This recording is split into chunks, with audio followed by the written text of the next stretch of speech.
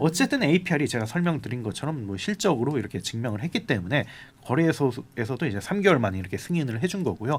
더 나아가서 저는 되게 그 투자자들에게도 큰 신뢰를 받을 수 있을 거라고 생각을 해요. 어쨌든 실적으로 찍어줬기 때문에.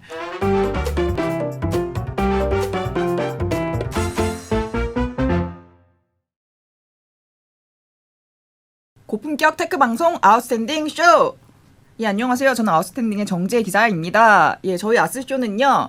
신입 사원이 들어도 좋고요. 인턴 사원이 들어도 좋고요. 팀장님이 들어도 좋고요. 대리님이 들어도 좋고요. 대표님이 들어도 좋은데요. 가장 좋은 것은 미래의 대표님, 사장님들이 들으면 더욱 좋은 방송 바로 저희 아스쇼입니다. 네, 만나서 반갑고요. 오늘 굉장히 반가운 게스트가 한 분 나와 계십니다. 바로 아웃스탠딩의 최용수 대표님인데요. 네, 카메라 보시고 인사 한번 해주시죠. 예, 안녕하세요. 월 11,900원 아웃스탠딩 최용식입니다. 예, 반갑습니다. 오랜만에 인사드립니다. 예. 네, 정말 굉장히 용식님 바빠서 요즘 저희들도 얼굴이 보기가 힘든데 오랜만에 아스쇼에 나와준 이유가 있으시죠? 최근 그 IT 업계에 굉장히 유의미한 소식이 있어서 이건 좀 예. 다뤄보고 싶어가지고 좀 이렇게 그 참여를 요청드렸었는데요. 바로 APR이 상장에 들어간다 이런 뉴스가 드디어. 있죠. 근데 이게 좀 모르시는 분들도 있는데 이게 좀 업계에 큰 뉴스거든요. 맞습니다. 왜냐하면 최근에 뭐 투자 소식이 어렵다 뭐 이런 얘기 많이 듣죠. 사실 식상할 정도잖아요. 네, 질려 예, 이제. 질릴 정도인데 네. 그러면 좀 잘 되는 회사 그리고 특히 투자 시장에서 좀 유의미한 성과를 내는 회사를 좀 찾아야 되는데 오늘 주인공인 APR이 딱 그런 케이스라고 볼 수가 있어요. 그래서 최근에 상장을 도전했는데 네. 크게 두 가지 포인트가 있습니다. 첫 번째는 네. 보통 코스닥으로 들어가요. 근데 맞습니다. APR은 이번에 코스피로 바로 직행한 뭐 이런 경우가 꽤 있긴 한데 뭐 많진 않지만 좀 네. 있긴 한데 벤처계에서는 그렇게 흔치 그러게요. 않거든요. 보통 네. 대기업의 주력 사업체라든지 아니면 굉장히 중견 기업으로서 수십 년 동안 갈고 닦은 기업들이 들어가지 바로 벤처 기업이 들어가진 않는데 그 의미는 굉장히 어느 정도 사이즈를 키웠다는 뜻이기도 하고 그래 자신감이 있다는 뜻이기도 하죠. 네. 그리고 두 번째가 오늘 좀 많은 내용을 다룰 예정인데 예. 거래소가 빠르게 승인을 해줬어요. 오, 이거는 진짜 예. 뉴스네요. 뭐 사실 네. 다들 얼핏 생각하기에 이제 상장 신청하면 다 받아주는 거라고 생각하는데 아니죠. 안 그렇거든요. 예, 아닙니다. 그리고 요즘은 더 안 받아줘요. 뭐 여러 가지 맞아요. 이유가 있는데 그거 제가 후소를 네네. 하겠습니다. 근데 거래소가 굉장히 빠르게 딱 그 해줬어요. 이것도 굉장히 좀 유의미한 사건이라 가지고 오늘은 여기에 대해 이야기를 나눠볼까 합니다. 좋습니다. 사실 저는 촬영 전날에 항상 APR 사종 풀세트를 그 전날 밤에 얼굴에 돌리고 오곤 하는데요. 그렇기 때문에 더더욱 오늘 이 방송에 집중할 수 있을 것 같습니다. 일단 뭐 APR에 대해서 간단한 소개 먼저 좀 부탁을 드릴게요. 사실 뭐 지금은 너무나도 유명한 회사죠. APR은 2014년에 설립이 됐는데 원래는 뭐 디지털 마케팅 회사로 출발을 했죠. 맞습니다. 그래서 뭐 클라이언트가 주로 화장품 회사들이었는데 이게 어떻게 보면 남의 제품을 팔다가 우리가 팔아도 되겠네. 좀 왜냐면 이런 좀 아쉬운 점이 보여. 이건 우리가 보완할 수가 있어라고 해서 팔기 시작을 했고 이 가설이 적중하면서 굉장히 크게 이제 성장한 그런 케이스죠. 그래서 첫 번째 브랜드가 에이프릴 스킨이라는 굉장히 여성분들이 많이 쓰는 알죠. 화장품이고 이어서 메디큐브, 그다음 뭐 포멘트, 널디는 의류 제품입니다. 네. 그다음에 글램디바이오 뭐 이렇게 쭉쭉쭉 여러 제품을 내놓았죠. 근데 이 중에서 대박을 친 거는 메디큐브라는 그 브랜드 산하에 어떻게 보면 뭐 서브 프로덕트라고 봐야 되나 그런 이제 뷰티 디바이스인데 그게 완전히 대박을 치면서 메디큐브 AGR이라는 네. 그런 브랜드로 재편을 맞습니다. 했고 이게 뭐 그냥 캐시카우 정도가 아니라 거의 뭐 메가 캐시카우로 자리를 잡게 됐죠. 네. 그래서 과거에는 그 회사가 원래 마케팅 에이전시로 시작을 했으니까 네. D2C라고 해가지고 자체 제품을 만들고 우리의 마케팅 역량을 통해 이용자들에게 직접 파는 이런 모델 사업자로서 많이 알려졌고 스스로도 그렇게 포지셔닝을 했는데 그 메디큐브 AGR이 터지고 나서 정말 뷰티 디바이스가 터지고 나서 그때부터 좀 비전을 바꾸죠. 우리는 이제 뷰티테크 기업이다. 오. 우리는 아름다움, 인간의 아름다움이라든지 미적 그런 니즈, 욕구 이런 거를 기술을 통해서 우리는 해결해주는 회사로 탈바꿈하겠다 이렇게 이야기를 했고 이게 어떻게 보면 되게 핵심 포인트라고 볼 수가 있습니다. 예. 그 혹시 용식님은 주변에 APR 그 뷰티 디바이스 쓰는 분이 있나요? 뭐 제 뭐 배우자도 쓰고 예, 있고 그리고 뭐 30, 40대 여성들 중에서는 확실히 피부 시술 많이 받잖아요. 근데 네네. 피부 시술 요즘 남자들도 많이 받거든요. 그쵸, 그쵸. 특히 예, 스타트업 맞아요. 창업자들도 전 좋다고 좀 생각합니다. 나온 사람들 보면 네. 되게 많이 봤는데 저는 피부 시술이 어떻게 개인화된 거라고 생각을 해요. 많은 전문가들도 네. 그렇게 이야기를 그쵸, 하고 그쵸. 있고 그런 측면에서 실제 주변에서도 많이 쓰고 있고 네. 남자들도 쓰지 않을까. 맞아요. 남자분들이 예. 쓰는 케이스도 봤고요. 저는 AGR 디바이스 다 제 돈 재산으로 산 거 아시잖아요. 그렇죠. 그 앱에 가보면은 이제 사용자들이 글을 올리면은 하루에 글이 몇 개나 올라오고 댓글이 몇 개 달린지를 보면은 진짜 많이 쓰고 있네? 이거를 되게 가늠할 수가 있거든요. 그렇죠. 그래서 사실 뭐 이거 슈퍼 캐시카우로 자리를 잡은 게 저는 굉장히 와닿는 대목인데요. 그렇죠. 그러면 현재 지금 어쨌든 상장을 준비를 하고 있고 차근차근 절차를 밟고 있는 것 같은데 그렇죠. 현재 어떤 단계라고 볼 수 있을까요? 일단 상장 절차에 대해서 간단하게 설명을 드리면 이제 어떤 단계인지 더 확실하게 이해하실 거라고 생각을 하는데요. 일단은 요건이 필요합니다. 상장하려면 그쵸, 그쵸. 흔히 이야기하는 매출이 어느 정도 규모를 이뤄야 되고 그래도 뭐 100억이 넘는다든지 뭐 이래야 되고 그다음에 지속적으로 이익을 발생시켜야 됩니다. 그리고 여기서 중요한 게 지속성인데 왜냐하면 딱 상장을 한다는 게 회사 주식을 대중들에게 공개한다는 뜻인데 딱 그 주식을 내놓았는데 바로 이렇게 주식 막 쭉쭉쭉 떨어지면 네. 사실 먹튀라는 비난을 피할 수가 없거든요. 그래서 정말 그 기업이 스스로 정말 마음을 이렇게 딱 손을 대고 생각을 하기에 우리는 정말 지속적으로 성장 가능성이 있고 수익성도 좋고 앞으로 전망도 좋아 이런 확신이 있어야 되고 이거를 설득을 할 수 있어야 대중이라든지 뭐 그런 이해관계자들에게 설득을 할 수 있어야 되는데 그치. 그렇게 해서 어쨌든 이렇게 요건을 맞추면 이제 주관사를 선정을 하죠. 이 주관사라고 하는 건 보통 이제 증권사가 그 대상이 되는데 행정 업무라든지 뭐 여러 가지 제반 사업을 이렇게 같이 해줄 수 있는 그런 걸 말합니다. 그래서 주관사와 공동 작업을 통해서 이렇게 모든 문서도 이제 다 만들었다, 네. 준비도 끝났다라고 하면 이제 본격적으로 이제 상장을 시켜달라고 거래소에 요청을 합니다. 이거를 상장 예비 심사 청구서 제출이라고 보통 이렇게 이야기를 하는데요. 우리 이제 상장시켜 주세요. 뭐 이런 의미죠. 그래서 거래소에서 이제 검토를 하고 이제 승인 여부를 이제 결정하는데 이 작업이 사실 가장 어려워요. 왜냐하면 거래소 입장에서는 지속성을 판단을 해야 되거든요. 앞서 이야기한 만약에 이제 상장했는데 주가 떨어지면 누가 욕을 하겠어요. 물론 이제 그 기업에 욕을 하겠지만 거래소도 욕을 먹고 더 나아 이게 청와대로 이렇게 민원이 갈 수도 있거든요.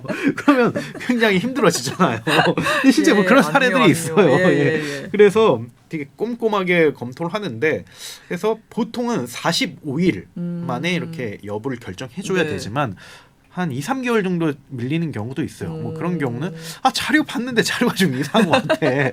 그리고 좀 논리가 좀 별로인 것 같아. 그리고 거짓말 아니야? 뭐 이런 걸 이렇게 다 체크를 하는 거죠. 네. 그래서 거래소에서 직접 이렇게 실사를 와가지고 이렇게 다 그 임원들과 면접을 통해서 이렇게 알기도 하는데 근데 어쨌든 실사까지 하면 어느 정도 된다고 이렇게 이야기를 합니다. 그래서 이 과정들이 다 끝나고 이제 오케이 해주는 거죠. 오케이. 그러면 이제 행정적인 법적인 그런 건 대부분 다 끝났다. 이제는 들어가기만 하고 쉽게 말해서 그 주식을 잘 팔기 위한 그런 것만 결정하면 된다라고 볼 수가 있는데 APR이 딱 그 이제 심사를 통과를 했다고 볼 수가 있고요. 이제 본격적으로 이제 투자자들에게 그 본인 회사를 어필하고 이제 주식을 잘 팔아야 하는 상황이다라고 볼 수가 있습니다. 그럼 일단 가장 큰 관문은 넘었다. 이렇게 그렇죠. 봐도 되는 거죠? 그래서 그러면 그 다음 단계는 뭐죠? 제가 말씀드렸던 주식을 파는 것 이거를 공모라고 이야기를 해요. 이거 공모라는 거는 그 대중들에게 이렇게 그 자금을 모집을 한다고 해서 공모 이렇게 이야기를 하는데 이게 마지막 어떻게 보면 벤처 투자의 그 피날레이기도 해요. 왜냐하면 지금까지는 그 비공개 시장에서 작게 투자를 받았다가 비로소 이제 대중들에게 그 주식을 오픈하는 것이기 때문에 근데 여기서 핵심은 그 비공개 시장은 어쨌든 전문가 집단인 VC들이 이렇게 검토를 하잖아요. 그리고 이제 VC들은 정말 수많은 것들을 겪었거든요. 정말 뭐 그렇기 때문에 이들이 속된 말로 약 판지 약을 안 파는지 알 수 있는 안목이 있습니다. 근데 다만 대중들과 기관들은 좀 약할 수가 있어요. 뭐 그쵸. 없다는 건 아닌데 좀 그런 게 아무래도 경험이라든지 이런 게 적을 수가 있어요. 그래서 증권 신고서라고 해가지고 상장 계획과 재무 현황을 아주 자세하게 그렇게 이야기를 해야 돼요. 그래서 우리는 뭐 이렇게 해서 기업 가치를 선정했고 우리는 이런 계획에 따라서 공모를 할 것이고 우리의 이제 약점은 이렇고 우리의 강점은 뭐 이렇고 우리의 재무 상태는 이렇다라는 거를 그렇게 이제 어필을 해야 됩니다. 음. 그래서 그거를 보고 이제 투자자들이 뭐 기관이든 개인이든 이제 생각을 하겠죠. 들어갈까 말까 이렇게 이제 생각을 할 텐데 그래서 그 기간이 어느 정도 있으면 이제 본격적으로 수요 예측을 해요. 그래서 우리는 우리의 기업 가치 몸값은 이거고 우리가 그 조달하고 싶은 공모 자금은 이 정도 규모인데 혹시 들어올 생각 있냐 없냐라고 하면 이제 어느 정도 기업들이 거기에 대해서 이제 시그널링을 그 기관들이 시그널링을 보여주겠죠. 그래서 그걸 기반으로 이제 최종 공모가를 선정을 하고 이제 마침내 이제 그걸 그 구주라든지 신주를 이제 판매하는 그런 형태라고 보시면 될 것 같습니다. 딱 이 직전 단계라고 보시면 될 것 같아요. 좋습니다. 굉장히 자세하게 설명 잘 해주셨는데요. 근데 궁금한 게 요즘 IPO 시장 분위기가 어때요? 아 좋지 않죠. 그 뭐 지혜님도 예. 투자하시면서 뭐 예, 잠깐이라도 뭐 조금이라도 좋아졌나 싶어가지고. 뭐 아닌가 여전히 어렵나요? 네. 네. 2023년에 대역급 회사들이 상장을 하려고 했죠. 네. 그 주역이 바로 마켓컬리였습니다. 아. 마켓컬리가 어떻게 보면 이제 기업 가치도 굉장히 컸고 뭐 비공개 시장에서 4, 5조 원까지 투자를 받았으니까 그래서 그 노력을 했었는데 근데 여기는 상장 예비 심사를 통과했어요.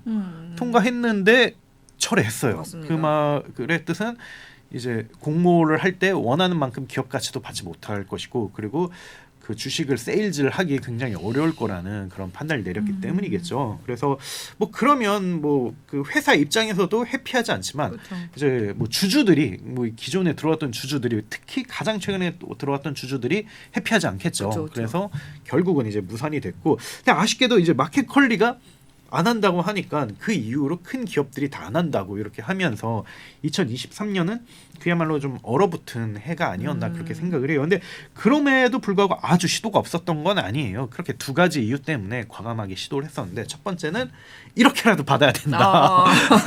우리 돈 없고 다급한 그 공모 시장을 통해서라도 자금 조달을 해야 된다. 뭐 이러면 굉장히 이제 지속성에 대한 챌린징을 굉장히 많이 네. 받겠죠.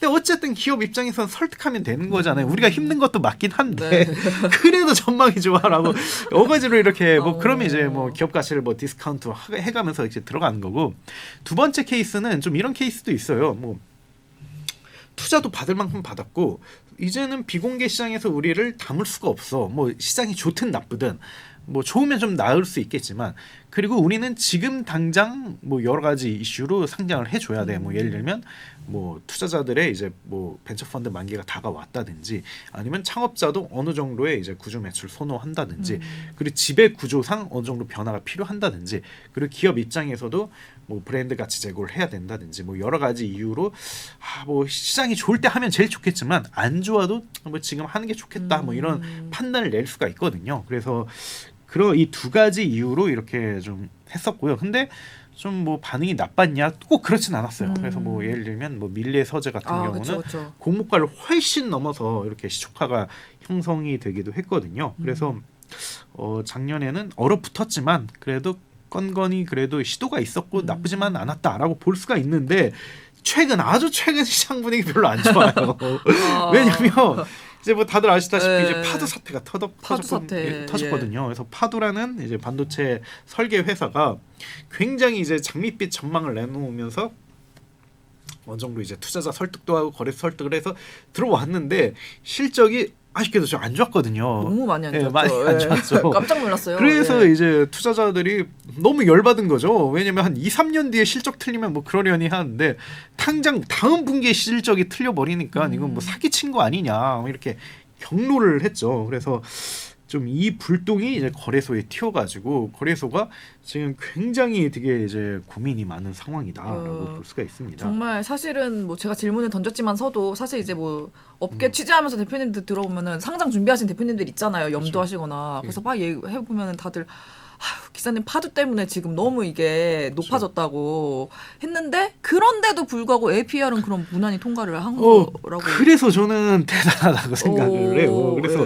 지금 거래소 굉장히 조심스러워졌거든요. 그쵸. 그래서 제가 앞서 그 심사 청구 받으면 45일 안에 이제 결과를 내야 된다고 말씀드렸잖아요. 그런데 보통 한 두세 달 정도 밀린다 이렇게 얘기를 했는데 지금 그 최근에 이제 뉴스를 보니까 현재 40개 가량의 회사가 45일 이전에 결과를 아직 통보를 받지 못했대요. 그러니까 다 미루고 있는 거예요, 거래소가. 그 와중에도 APR은 그렇죠. 성공을 했고 뭐 심지어 심한 회사는 1년 동안 이렇게 지금 깜깜무소식 그건 그냥 안 된다는 거 아니에요? 안 된다는 거 되게 돌려말한 거 거래소가 아닌가요? 이제 모르겠어요. 뭐 거래소가 뭐 계속 자료 요청을 할 수도 있고 네. 아니면 뭐 돌려서 이렇게 얘기한 걸 수도 맙소사. 있는데 어쨌든 지금 상황은 굉장히 쉽지 않다라고 볼 수가 있고 근데 APR은 지금 3개월 만에 승인을 획득을 했거든요. 그래서 이걸 두 ga지로 해석을 할 수가 있는데 어쨌든 회사가 굉장히 원숙하게 행정 작업을 잘했다라고 볼 수가 있고 거래소 입장에서는 지금 굉장히 지금 외압을 받고 있고 왜요? 눈치를 보고 있는 상황에서 아 얘는 통과시켜줘야 되겠구나라고 판단을 내는 거기 때문에 굉장히 전 대단하다고 생각을 그렇죠. 합니다. 뭐 APR은 통과시켜줘도 문제가 없겠다. 뭐 이렇게 그쵸. 생각을 했으니까 통과를 시켜줬겠죠. 그렇다면 한마디로 실적이 좋았다는 얘긴데 그렇죠. 현재 실적이 어떻죠? 진짜 좋아요. 이건 너무 대단하다고 볼 수밖에 네. 없을 정도로 좋은데 2020년에 매출 2,200억 원에 영업이익 140억을 했어요. 그리고 2021년에 매출 2,600억 원에 영업이익 140억 원을 했습니다. 뭐 여기서는 큰 폭의 변화가 없었는데 네. 2022년에 퀀텀 점프를 했어요. 매출 3,900억 원에 오. 영업이익 400억 원을 하면서 와우. 굉장히 그 높은 폭으로 성장을 했고 특히 우리가 주목을 해야 되는 게 2023년이잖아요. 네, 바로 네. 지난해. 네, 그래서 네. 13년이 어땠을까 이제 그게 가장 화두인데 지금 3분기까지 나왔어요. 아직 4분기가 네. 결산이 되지 않아가지고 3분기까지 나왔는데 그 3분기 기준으로 매출 3,700억 원, 영업이익 오. 700억 원을 기록을 해서 어떻게 보면 거의 2022년 그 실적을 뭐 넘었다라고 그쵸. 볼 수가 3분기밖에 있거든요. 안 됐는데도. 그렇죠. 그래서 그야말로 뭐 역대급 실적을 거둬서 이걸 연간으로 계산을 해보면 뭐 매출은 정말 5천억까지도 바라볼 수 있을 것 같고 와우. 영업이익도 정말 뭐 많게는 뭐 900억에서 1,000억까지 바라볼 수 있는 와. 그런 상황입니다. 근데 요즘 워낙 스타트업 투자 시장이 지금 좋지 않은 상황이거든요. 그쵸. 그래서 뭐 뭐랄까 지금 특히 온라인 플랫폼 회사들이 뭐 엔데믹이라든지 뭐 투자 시장 악화로 다들 마케팅이라든지 이런 걸 줄이고 있어서 뭐 상당 부분 뭐 적재 상황을 면치 맞습니다. 못하고 있거나 아니면 역성장을 하고 있는데 이런 걸 보면 굉장히 이제 고무적이라고 할 수가 있고 또 어떤 분은 저한테 그런 얘기를 하더라고요. 그래서 뭐냐면 요즘 어딜 가더라도 다 힘들다 하니까 저도 되게 위축이 되더라고요. 아웃스탠딩도 힘들어지면 안 되는데 이런 생각이 드는데 근데 뭐 그런 얘기를 하더라고요. 정말 뭐 지금도 맛집엔 줄 서 있다 뭐 이런 얘기를 하더라고요. 그리고 지금 공항에는 사람으로 가득 찼다 뭐 이런 이야기를 하시는데 그러니까 그게 아무리 불경기라도 이제 될 사업은 된다는 얘기죠. 근데 그 사례가 바로 APR인 것 같아요. 그래서 그걸 봤을 때 굉장히 좀 스타트업 회사들이 고무적일 수 있지 않을까. 그리고 용기를 얻을 수 있지 않을까 싶고요. 네. 그리고 뭐 재무 상태도 그러니까 재무 상태 중요하잖아요. 굉장히 중요한 되게 괜찮은 편이에요. 현금이 지금 한 800억 정도 있고 자본 총계가 한 1,600억 정도. 부채는 그 절반밖에 안 돼서 부채 비율이 한 50% 와. 정도로 굉장히 네. 그 좋은 구조이고 무엇보다도 매달 계속 현금이 몇십억씩 막 이렇게 들어오고 있는 그런 상황이거든요. 그렇기 때문에 뭐 돌려서 얘기하자면 몇십억씩 계속 투자받고 있다.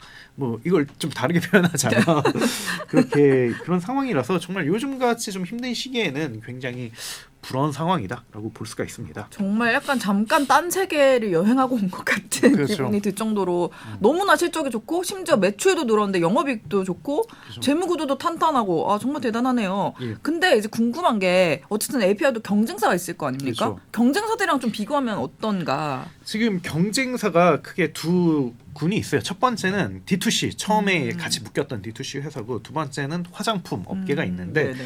먼저 D2C는 이제 숙명의 경쟁자가 에코마케팅이었고 그쵸, 그쵸. 사실 예전에는 그 이제 그 다른 회사가 있었죠. 예. 그 어떤 회사였죠? 그 남대강 대표. 남대공 블랭크. 대표가 블랭크 예, 코퍼레이션이었죠. 거기가 이제 숙명의 그 라이벌이었다가 지금 네. 이제 에코마케팅이 됐고 그리고 브랜드 엑스 코퍼레이션이 굉장히 무서운 속도로 그쵸, 이렇게 그쵸. 떠오르고 있는데 지금 이들의 매출이 그 3분기가 나왔잖아요. 2020. 근데 네네네. APR과 비교했을 때 그렇게 좋지는 않았어요. 그래서 에코마케팅은 매출 2,600억 원에 영업이익 400억 원 수준이었고 뭐 APR은 3,700억 원에 700억 원이었으니까 굉장히 그 네. 앞서 있다고 볼 수가 있었죠. 네.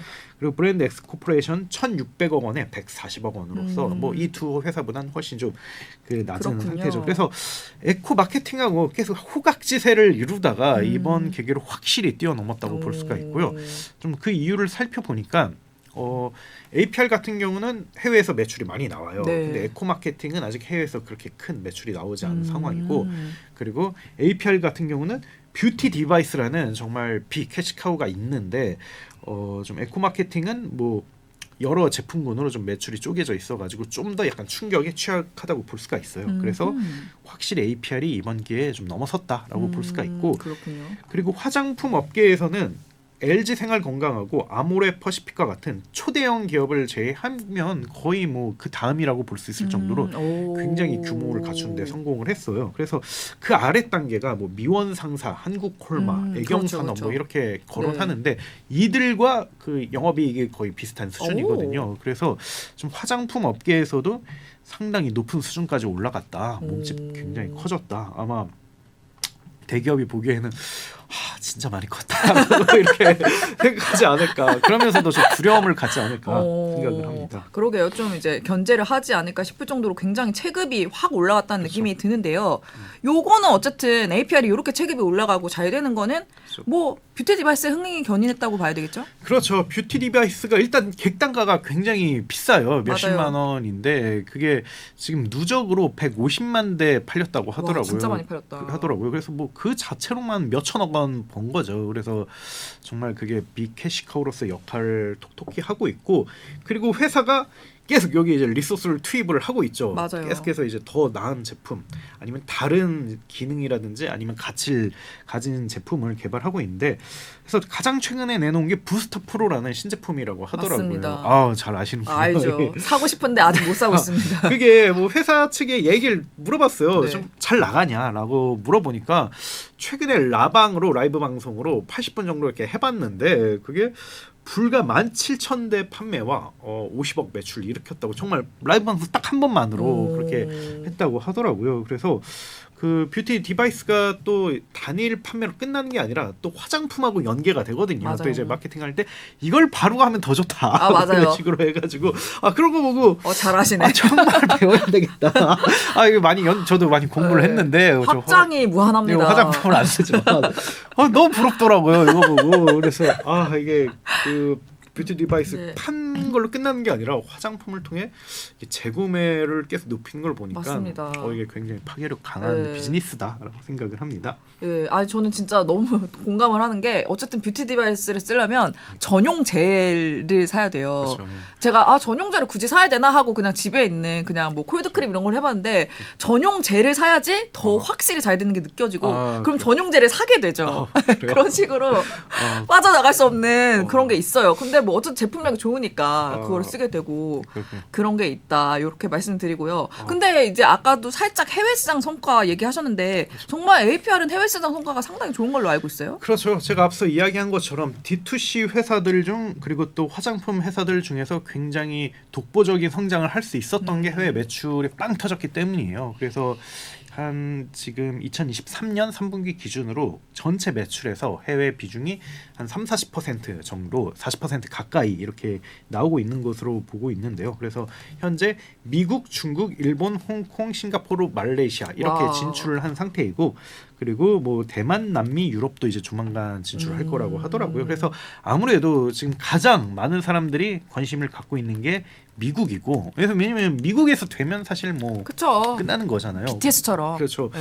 그리고 실제로 회사 측에서도 미국에 굉장히 많은 공을 기울이고 있다고 해요. 그래서 좀 어떻게 하냐고 물어보니까 거기에 셀러브리티들 그 여론에서는 K-뷰티 좀 약간 한국식 화장이 굉장히 좀 관심도가 높다고 하더라고요. 그렇게 하면 더 예뻐 보이고 뭐 그런가 봐요. 그래서 그들에게 이제 좀 스폰서십을 해가지고 브랜디드 콘텐츠를 만드는데 이게 굉장히 그 파급력을 가지고 있고, 그리고 뭐 정말 오가닉하게 정말 콘텐츠가 나오는 경우도 많다고 하더라고요. 그래서 가장 최근에 팝스타 저스틴 비버의 부인인 그 헤일리 비버가 이걸 정말 썼대요? 네, 썼다는 영상 이거 대박이네. 이야기 해주더라고요. 그래서 그게 굉장히 고무적이었다고 하더라고요. 아니 헤일리 비버가 인스타그램에 팔로가 1,000만 명 넘을걸요? 예, 그렇죠. 그래서 그들은 정말 뭐 웬만해서는 그런 걸 잘 안 하는데 어떻게 보면 그들이 보기에 콘텐츠적으로도 가치가 있다는 생각이겠죠. 그래서 좀 회사 입장이 딱 이때 좀 느꼈나 봐요. 아 이게 좀 그 분기점이구나. 그래서 미국에 굉장히 많은 리소스를 쏟고 있고 뭐 실제로 아마존에서도 네. 프라임데이 때 뭐 이걸 내놓았는데 이게 이틀 만에 다 이제 물량이 완판이 되는 등 좀 약간 신기하더라고요. 이게 어떻게 보면 저는 이게 디바이스가 좀 한국적이라고 생각을 했는데 네. 전 세계 사람들이 뭐 하는 거 보니까 그래서 이게 굉장히 APR의 기업 가치 상승에 좀 큰 도움이 됐다 이렇게 볼 수가 있습니다. 용식님 헤일리 비버 잘 모르죠? 그냥 찾아봤어요. 네. 아니 저스틴 비버는 좋아하고. 아니 이게 조금 대단한 게 뭐냐면 헤일리 비버가 그 카다시안 자매들 알죠? 막 켄달 제너랑 막 킴 그래요? 카다시 다 친구예요. 그러면 그렇군요. 헤일리 비버 써보고 좋으면 그렇죠. 킴 카다시안한테도 써보라고 이렇게 돌 수가 있다고요. 이거는 그렇군요. 진짜 대박인데? 나는 진짜 깜짝 놀랐네. 예, 그게 이래서 거래소가 우호적이었군요. 그렇죠. 이 모든 게 다 설명이 됐어요. 네. 그래서 그 거래소 사람들이랑 좀 얘기를 하고 뭐 네. 얘기할 기회가 있고 뭐 그리고 가끔씩 또 증권사 분들이랑 얘기를 하면 또 그런 얘기를 저도 물어봐요. 아 근데 뭐 왜 이렇게까지 뭐 이렇게 잡냐 이렇게 스타트업을 물론 이제 손실 보면 안 되지만 솔직히 뭐 투자는 뭐 개인 책임 아니냐. 아 물론 이제 그 말씀 잘하셔야 돼요. 말씀 잘하셔야 돼요. 지금. 물론 이제 너무 과한 전망은 하면 안 되지만 어느 정도 주식은 그걸 알고 하는 건데 뭐 이렇게까지 하냐라고 하는데 이렇게 얘기를 하면 그쪽에서 얘기를 해요. 근데 사실은 거래소랑 뭐 증권사는 사실 기업 편일 수밖에 없다는 거예요. 왜냐하면 이들 역할 자체가 상장 기업을 많이 늘려야 되는 거고 또 상장 기업들의 주가를 많이 늘려야 되는 거기 때문에 기본적으로는 기업 편이다. 그래서 우리가 뭐 이렇게 뭐 미워서 하는 게 절대 아니다. 근데 그렇죠. 미워서 할 리가 있겠습니까? 그렇죠. 그리고 이들 입장에서 이게 어떻게 보면 KPI고 영업과 같은 거거든요. 이게 많을수록 좋은 건데 워낙 이게 장이 안 좋으니까 좀 그런 거고. 그래서 뭐 1, 2년 전에는 카카오 자회사들이 약간 좀 그런 이슈가 있었고 가장 최근에는 이제 파두가 있었던 건데 어쨌든 APR이 제가 설명드린 것처럼 뭐 실적으로 이렇게 증명을 했기 때문에 거래소에서도 이제 3개월 만에 이렇게 승인을 해준 거고요.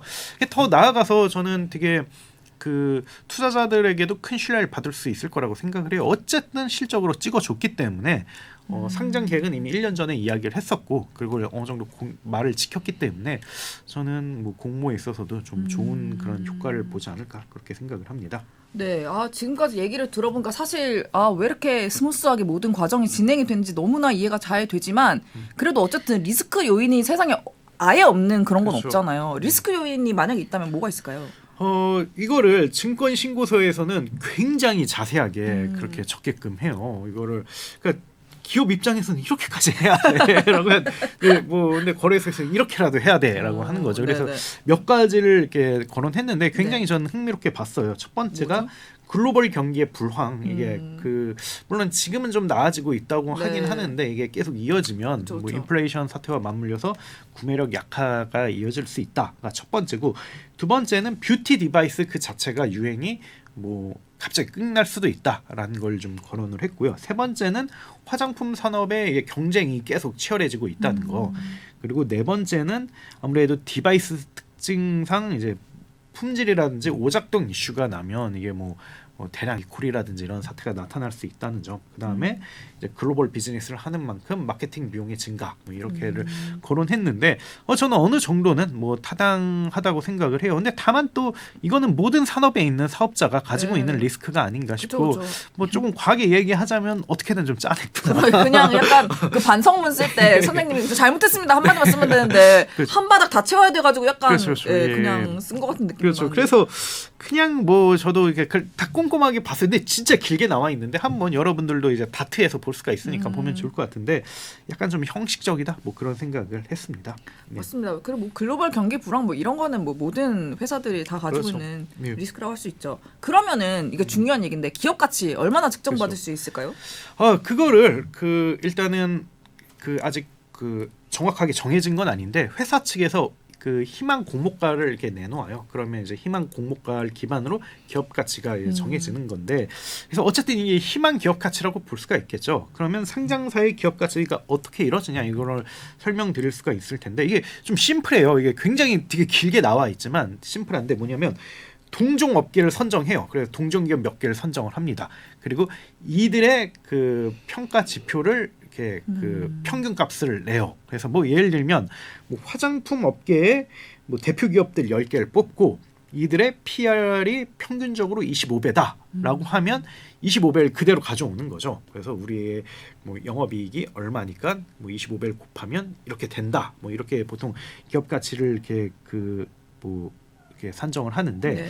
네, 평균 PR을 25배로 이렇게 산정을 했고요. 여기에 2023년 예상 당기 순이익을 조금 보수적으로 760억 원 뭐 이렇게 해서 그러면 한 2조 조금 안 되게 나와요. 네. 근데 이게 끝나느냐? 여기서 끝나는 게 아니라 여기 할인율이라는 거를 그 적용합니다. 평가액 할인율이라고 얘기하는데 이게 뭐냐면 그 두 가지 이유예요. 첫 번째는 그 뭐 PR 그대로 적용하지 말고, 근데 너희들은 이제 상장 처음 하는 기업이니까 리스크가 발생할 수 있지 않느냐, 이걸 좀 감안을 해라, 이런 의미도 있고, 두 번째는 공모에 이제 사람들이 참여를 하는데 이들을 위해서 깎아줘라, 특혜를 줘라, 쉽게 말해서 이제 그 말 그대로 이제 세일을 해라, 뭐 이런 그런 의미예요. 그래서 그거를 보통 최근 몇 년 동안 상장 기업들이 그 평가의 할인율을 다 이렇게 가지고 있잖아요. 그런 거에 평균값을 구해서 이렇게 이제 적용을 합니다. 그래서 이것까지 다 적용을 하면 1조 1천억 원에서 1조 5천억 정도가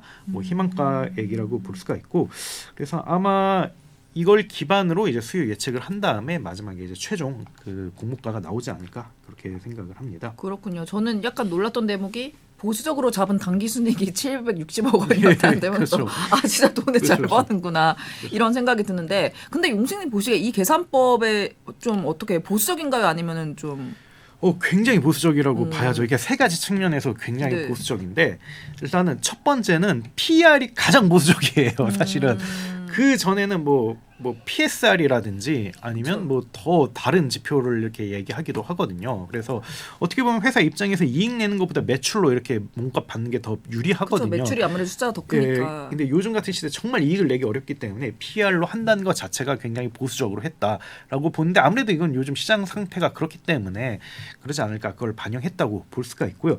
두 번째는 미래의 예상 실적을 끌고 와서 그걸 밸류한 경우도 있어요. 사실은. 그러니까 우리 지금은 아니야. 근데 몇 년 뒤에 잘 될 거야. 꿈을 파는 거죠. 이걸 예. 기반으로 우리 하자라고 하는 경우도 있는데, 근데 뭐 어쨌든 APR은 당당하게 그 현재가를 기반으로, 현재 실적을 기반으로 했기 때문에 이것도 굉장히 보수적으로 잘 했다라고 볼 수가 있고, 세 번째가 좀 저는 개인적으로 가장 흥미로웠던 부분인데, 이 화장품 기업이라든지 오프라인 기업을 기반으로 이렇게 PR을 짰더라고요. 근데 만약에 제가 봤을 때 테크 기업을 기반으로 이렇게 짰더라면, 이들을 일부 포함시켰더라면 PR을 더 높일 수 있었을 거라고 생각을 해요. 왜냐면 테크 기업은 기본적으로 이제 고평가된 그쵸, 상태이기 그쵸. 때문에 아마 뭐 여기에 뭐 애플이라든지 뭐 이런 회사들을 켰다면 훨씬 더 많이 받을 수 있었을 텐데, 근데 아마 그 좀 APR이 굉장히 세 가지 다 보수적으로 이렇게 했던 이유는, 우리가 뭐 지금 당장 뭐 밸류를 많이 받거나 아니면 뭐랄까 그 뭔가 크게 공모 금액을 조성하기보다는 일단 지금 들어가는 게 중요하다. 그러면 괜히 뭐 이렇게 그 거래소로부터 이제 의심살만한 거 하지 말고, 투자자들에게도 신뢰받지 못할 짓 하지 말고 그냥 가장 보수적으로 하지 않았나, 뭐 그렇게 저는 생각을 합니다. 쉽게 말해서 약 팔지 않았다라고 볼 수가 있습니다. 이게 용승님 얘기를 쭉 들으면서 제가 생각한 거는, 이게 회사가 이미 자체적으로 돈 잘 벌고 있으니까 가능한 거예요. 만약에 돈을 못 벌고 있는데 공모 금액을 그렇죠. 많이 땡겨야 되면 사람이 다급해지고, 그렇죠. 그러면 장밋빛 꿈을 훔쳐오게 되고, 그렇죠. 엄청 무리해서 기업 가치를 어떻게 높게 잡으려고 했을 텐데, 지금 그걸 안 한 이유는 사실 APR은 이미 자체적으로 좀 실적이 이미 너무 좋기 때문이 아닌가, 이런 생각도 저는 해봤습니다. 맞아요. 그래서 보통 업계에서 꿈의 숫자가 있어요. 상장을 할 때 보통 1조로 들어간다라고 하면 한 그 그 20-30%를 공모해요. 그래서 2-3천억 원을 이렇게 끌어옵니다. 약간 좀 적어도 1,000억 원 이상 끌으려고 해요. 만약에 10조 원을 한다라고 하면 이게 정말 꿈의 꿈인데 이게 그럼 한 2-3조 원을 이렇게 공모를 하고 뭐 좀 부족하더라도 1-2조 원 이렇게 공모를 하거든요. 그래서 1조 원대로 상장한 데가 가장 최근에 이제 소카가 이제 대표적이었고 거기가 그게 굉장히 많이 이렇게 깎고 해가지고 해도 1,000억 원 넘었던 걸로 기억이 나고요. 그리고 10조 원으로 했던 데가 정말 장이 좋았을 때 했던 회사들이었죠. 뭐 하이브라든지 아니면 뭐 넷마블이라든지 크래프톤이라든지 이런 회사들이 대표적인데 이들은 정말 뭐 조 단위로 이렇게 공모를 해가지고 이렇게 그 돈을 많이 해줬는데 다만 그 이제 주가가 꺾이면서 욕도 많이 먹어야 했고 또 뭐 그 아쉬운 부분이 있었는데 근데 어쨌든 그 말씀하신 것처럼 APR은 공모 금액이 딱 500억 정도예요. 정확히는 550억인데 그게 한 1-2조 원에 500억은 굉장히 이제 적은 돈이라고 그러게요. 볼 수가 있죠. 그래서 의외다. 공모 네. 비율도 굉장히 낮은 수치인데 그래서 제가 뭐 물어봤죠. 회사 측에 왜 이렇게 작게 하냐. 이런 경우는 많이 보지 못했던 것 같다라고 하니까 딱 얘기를 하더라고요. 우리는 그렇게 많은 돈이 필요하지 않다. 이미 돈 잘 버니까. 그렇죠. 그래서 네. 괜히 이렇게 이제 많이 풀었다가 이제 시장에 뭐 문제를 일으키는 것보다 그리고 또 그 우리가 컨트롤할 수 없는 리스크에 직면하는 것보다 우리는 일단 상장을 하는 게 더 중요하기 때문에 좀 최대한 적게 풀었다. 그래서 이것도 저는 굉장히 좀 보수적으로 하는 게 아닌가 그렇게 생각을 하고요. 그래서 그런 걸 봤을 때는 이것도 좀 신뢰할 만한 포인트다 그렇게 생각을 합니다. 정말 여러모로 되게 자신감이 있다라는 그렇죠. 느낌을 계속 받고 있는데요. 그러면 앞으로 일정이 어떻게 되나요?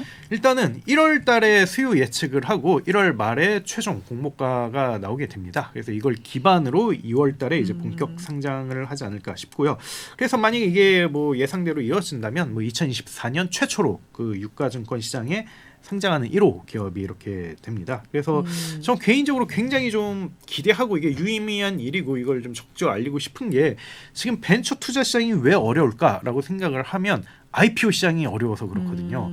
IPO 시장이 어려워지니까 상장을 못하거나 아니면 그쵸. 원하는 만큼의 몸값을 못 받으니까 이제 후기 단계 기업들이 몸을 사려요. 그래서 투자하면 안 되겠구나. 왜냐면 IPO를 통해서 물량을 소화해야 되는데 못하니까. 그래서 후기가 이렇게 이제 몸을 사리니까 중기가 몸을 사려요. 왜냐면 후기로 못 넘기니까 물량을. 그래서 이게 초기까지 넘어와서 이게 전반적으로 이렇게 다운이 된 건데 이게 해소가 되려면 IPO 시장에서 성공 사례가 나와줘야 돼요. 그래서 이게 잘 되고 그리고 주가가 앞으로도 쭉 이어져야 그래 이제 후기 단계 투자하는 기업들이 IPO로 이제 물량 풀면 되는구나라고 해서 그 모든 게 해결될 수 있는 건데 그래서 저는 APR에 굉장히 기대를 하고 있고 부디 이제 좋은 성과를 냈으면 하는 그런 바람입니다. 그래서 좀 개인적으로 생각을 했을 때 굉장히 이제 절차라든지 작업도 굉장히 잘 해놓았고 그리고 무엇보다도 정말 뻥튀기 하지 않고 정말 딱 그 보수적으로 기업 가치를 산정해서 내놓았기 때문에 성공적으로 할 수 있을 거라고 생각을 하고요. 그래서 뭐 정말 뭐 상장했을 때는 뭐 저는 2-3조 원도 충분히 바라볼 수 있을 거라고 생각을 하고 그 이상으로 가지 않을까. 왜냐하면 뭐 밀리의 서재라든지 뭐 DB 코퍼레이션이라든지 2013년에 성공적으로 뭐 평가받는 그런 기업들이 그렇게 그 시초가가 굉장히 높은 상태에서 형성이 됐기 때문에 저는 APR도 충분히 그럴 거라고 생각을 합니다. 제가 지금 듣다 보니까 한 궁금한 게 있는 게 공모금이 아까 550억 원이라고 하셨잖아요. 그럼 사실 그 단기 순이익보다도 적은 그렇죠. 그 공모 금액이잖아요. 그렇죠. 근데 이거 가지고 뭐 하신대요? 그러면? 이거를 네. 저도 조사를 해봤는데 네. 뭐 어쨌든 이거를 쓰긴 써야 되는데 네. 근데 제가 봤을 때는 막 이게 당장 뭐 시급해서 쓰는 게 아니라 네, 이미 내부에 현금이 네, 훨씬 많잖아요. 이미 이 하고 공모금은. 있는 걸 잘하자 뭐 이런 컨셉인 것 같아요. 그래서 한 그 자체 생산 시설 지금 만들었거든요. 퀄리티를 네. 계속 높이기 위해서 여기에 150억 가량 쓰고 그리고 디바이스 연구 개발에 한 210억 정도를 쓴다고 하더라고요. 그리고 해외 마케팅 하는데 한 80억 정도라 이렇게 쓰는데 이건 지금도 하고 있고 지금 현금 흐름으로도 충분히 해소 가능한 거라서 큰 의미를 갖다고 보기는 어려울 것 같아요. 그냥 우리는 뭐 상장이 필요하다 뭐 이거에 대한 뭐 그냥 시그널링이 아니고 뭐 투자자 엑시트도 해주고 그렇죠. 뭐 그런 거 좀 하려고 하는 거구나. 그렇죠. 어쨌든 급하지 않은 상황에서 유리하게 어쨌든 상장을 한다. 그렇죠. 이런 느낌을 지울 수가 없군요. 예, 그래서 뭐 실제로 뭐 제가 아는 분들이 거기 뭐